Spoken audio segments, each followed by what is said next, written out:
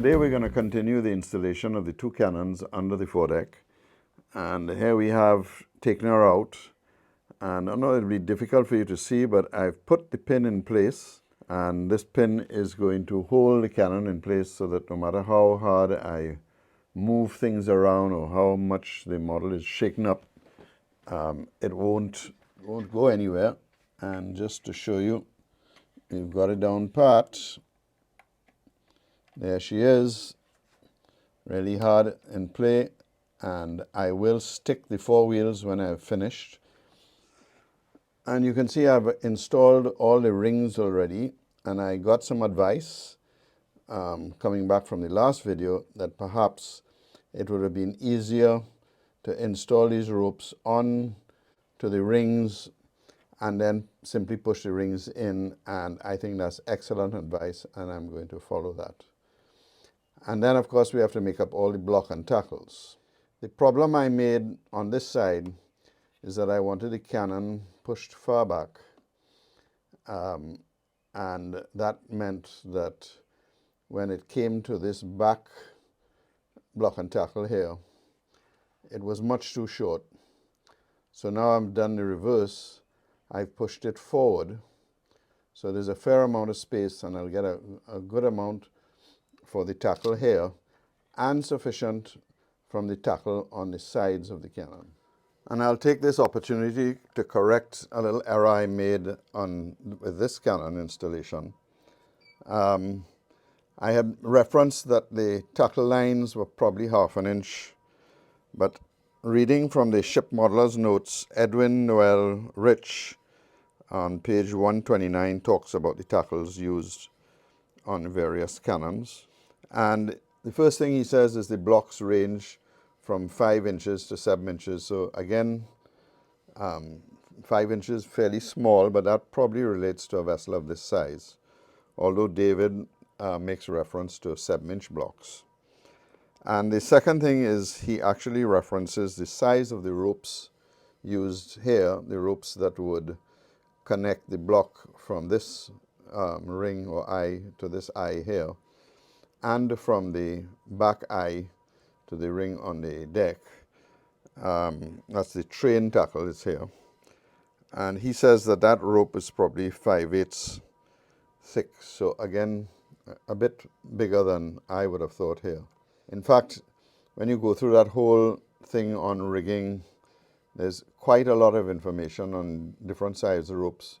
Although personally, I feel that a lot of that is an academic exercise, because in actual building of a craft this size, I don't think anybody's going to go around and absolutely triple check the size of various ropes, say from 1/2 inch to 1 inch, unless there was a huge difference in the size, in this case in the size of the cannon. I took a Sharpie and put the cannon in and marked one which I've tied, and now I'll just put the other one, do the same thing with the Sharpie, just make a little dot, slip the ring on it,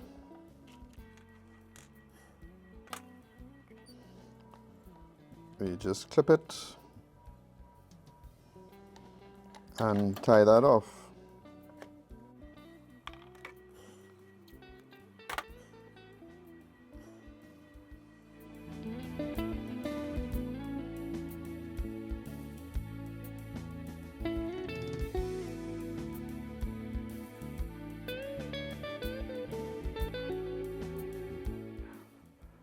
So the next challenge was to make up all the blocks and tackles, and that's where I started to have some challenges, particularly as it related to scale.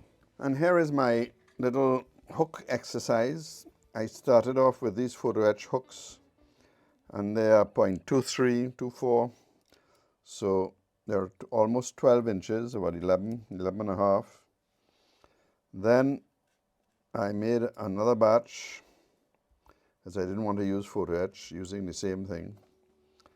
And of course, they were way too big.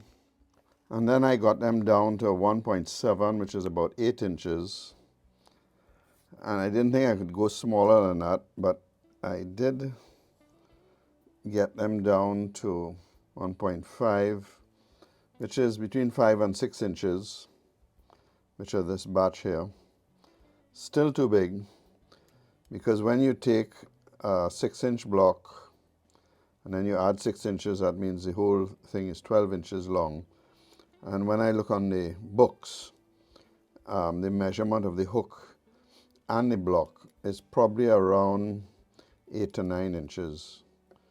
So that's way over there. And so then I made these little hooks which I could put into the block with great difficulty. And that brought it down to about 8.5 inches, which is probably the smallest I'm going to get, but still, in a sense, out of scale. And of course, the blocks that I have, which I would have bought online, really are horrible, horrible blocks. And I spent a lot of time cleaning them up, rounding them off. They become sort of okay. But I've looked at Cyrene's blocks, or Chuck's blocks, and I have taken the decision to order a set. So I have a set coming down, and they really look fantastic. They're about 4.5 inches in scale. So we'll see how that goes, and I should be able to use my very smallest hooks to make up the block and tackle for the guns. Now, having worked out all the options in terms of the hooks, I'm still going to use my little blocks that I imported and that I've rounded out and tried to make them into a more presentable block. And then we need to work out, is this going to be a single and double or a single and single? Both options are available according to all the literature. I'm going to use a single and a double on the train line and a single and single on the gun lines on the side of the cannons. And just to go through this, I'll show you in this diagram here. And here's my very rough drawing, so you'll forgive me. The top drawing shows the tail or fall attached to a forward single block, which is attached right next to the opening of the port. And that goes back to a single block, which is attached to the carriage of the gun. And then it goes forward again and is reeved through that single block, coming back again where the crew can easily put their hand on it and pull it back. In the case of the train tackle below, the single block is attached to a center point, a ring that's on the deck, and it's reeved through a double block which is attached to the bottom of the cannon. And again, the tail or fall comes back and is easily accessed by the crew. This block and tackle pulls the cannon back away from the gun port. Back to my very small hooks. I put some black thread on it, and I'm going to attach each of these to a single block as shown in those diagrams. I'm not going to go through how we make that up. It's quite obvious, and you're very competent that you can do this yourself. Now I've put the first ½ inch in. I put a little bit of watered down PVA. I'm going to leave that to dry because it'll tend to make this difficult. Then wrap it around and put one last ½ inch in, and we'll have an exact duplicate of this one. You'll notice I have 2 pins here, and those pins correspond exactly to the other side where I've made up the tackle already.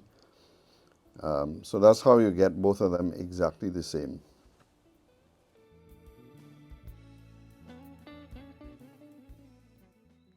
I'll just show you the installation of the 3 tackles on the cannon.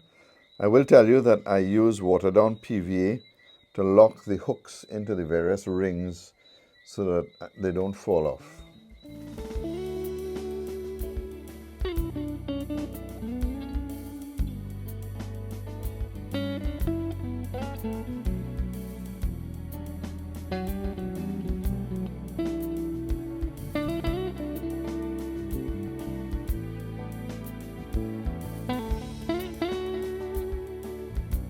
And now we're going to show you another little exercise, which is making up the coils. And I know I've covered this in many videos in the past, but I'll just go through, because there's at least one coil with each of the cannons. And what we do is we take the line and push it through the hole of this little piece of plastic that I have. Good to take off all the old glue. Then we have a cover plastic, which I put on top. And we have a pin, which I put through the two holes. And then we just stick it on this piece of wood. What I like to do is just take some PVA glue, preferably watered down, and just put it along. Takes away all the hairs that are on the line. And then all you need to do now is gently wrap the line on each other. This top plate keeps it together, and you just keep pushing it very gently. If you didn't have this plastic piece on, the rope or the thread would actually want to lift up. As you see, it's trying to lift up. And you're keeping it very light tension on it.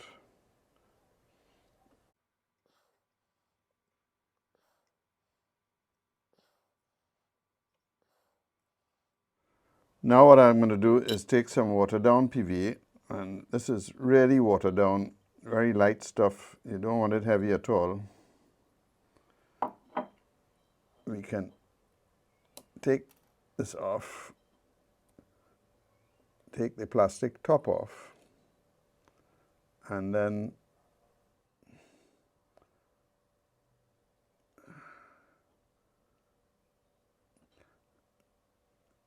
it'll dry out, and you actually won't see the glue at all. You'll just see the rope. And that's it. So to take it off, I just take a utility knife and you literally want to simply pry it off. You need to be very careful of the piece that's come through the bottom. In fact, just to make sure there's no issue, we should just really cut it off, because you can pull out the whole center. And again, I'll just cut this piece off.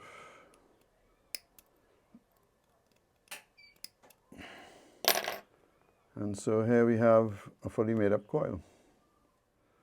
There's a little bit of PVA there, which I'll clean up the rope, and then we just stick this down on the model.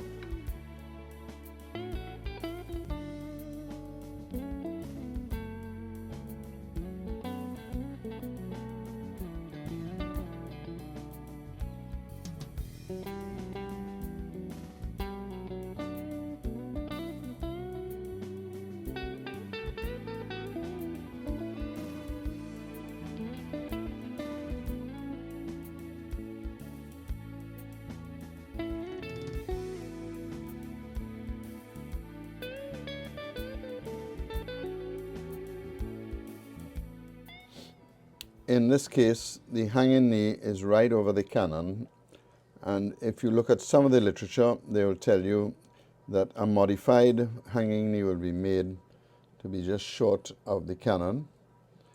I'm going to cheat, and I'm not going to put a hanging knee in, because I'm going to cover it up, and it's going to be a real pain in the neck, in fact, to put that in place.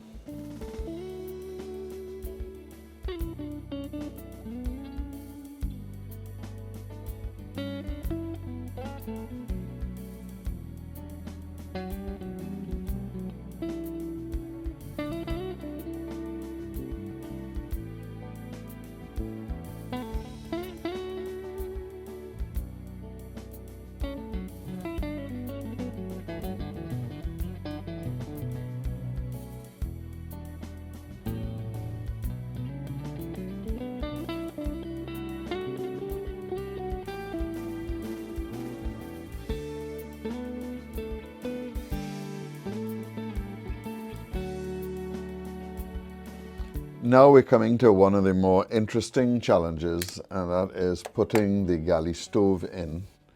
And in video 65, 5.5 minutes in, you'll be able to look at making the galley stove if you're interested. And it turns out to be a real godsend for me, because I actually made 2 of them. The first one was a prototype just to try and understand how to make the shape.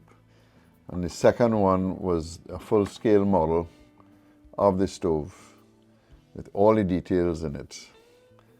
And at that time, the temptation was that I was going to put this stove in the model. Then, of course, I made the decision to close the entire model up, which means you're not going to see any of this. So I've since modified my approach, and I'm actually going to use the prototype simply because it will be sealed, and I ended up having to make lots of changes to get it to fit, and I really didn't want to destroy this beautiful piece that I'd made up. So I'll probably use this in some way, shape or form when I'm displaying the finished model, and let the prototype sit in the inside of the model. So just to show you, again, as you close it up, all the tolerances are really very tight. So to get this to fit in here, I had to come down here to adjust the top a little bit, and that's where she sits. So I'm going to stick this inside. The funnel fits in here, and of course the frame cover fits over the top of it. So I'll have to line that up perfectly when I go to stick the stove inside. So that's the plan. Like the cannons, I'm going to pin the stove down with 2 pins, as I really don't want to take a chance that this moves.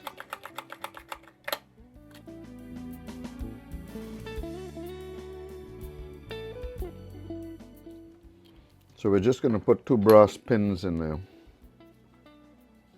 It doesn't need any really fantastic glue. PVA will work just fine.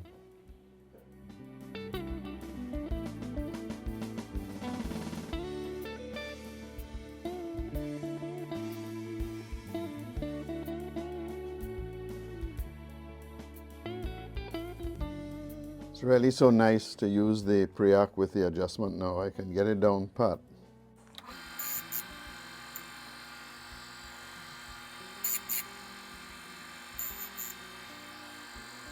Absolutely perfectly cut. So we need 2, we're cutting 3. These are simple lap joints for the collins.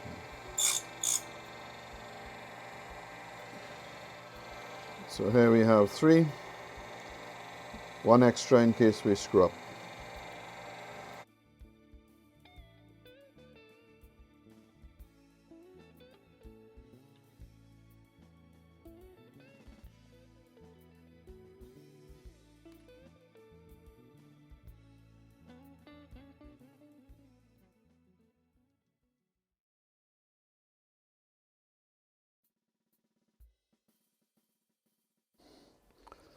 So again, this is a critical measurement.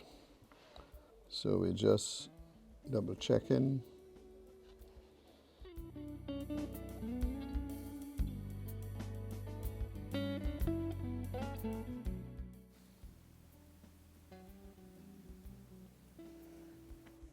That's the installation of the last of the forecastle deck beams.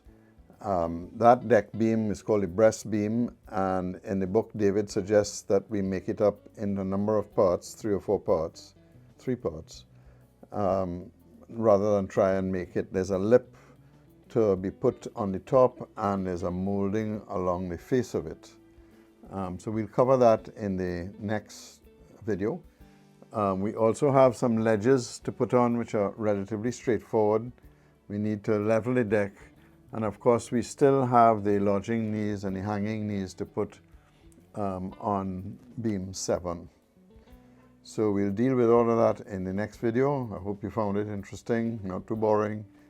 And remember, as always, keep modeling, and we'll see you next time.